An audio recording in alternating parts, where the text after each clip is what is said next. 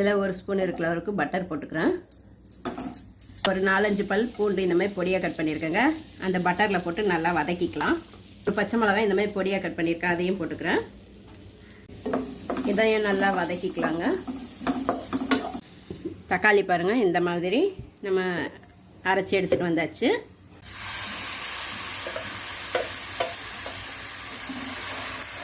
இதுக்கு கொஞ்சமாக உப்பு போட்டிருக்கேன். ஏற்கனவே நம்ம பாஸ்தாவில் உப்பு போட்டு தான் வேக வச்சுருக்கோம். நான் சின்ன ஸ்பூனில் ஒரு 3/4 ஸ்பூன் மிளகாத்தூள் போட்டுக்கிறேங்க, தனி மிளகாய் தூள். இப்போ கொஞ்சமாக இதில் கொஞ்சம் தண்ணி ஊற்றிக்கலாம்.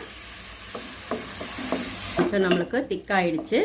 இப்போது நம்ம இதில் டொமேட்டோ சாஸ் ஊற்றிக்கலாம். நான் ஒரு ஸ்பூன் டொமேட்டோ சாஸ் ஊற்றிக்கிறேன். இப்போ இதில் இன்னொரு ஸ்பூனு ரெட் சில்லி சாஸ் போட்டுக்கிறேன். இது எல்லாமே நல்லா கலந்து விட்டுக்கலாங்க. கொஞ்சம் பெப்பர் போட்டுக்கலாம். கொஞ்சமாக மிக்ஸ்டு ஹெர்ப்ஸ் போட்டுக்கலாம். நம்மளுக்கு உப்பு காரம் எல்லாமே கரெக்டாக இருக்கான்னு பார்த்துட்டு நம்ம ஸ்டவ் ஆஃப் பண்ணிக்கலாங்க.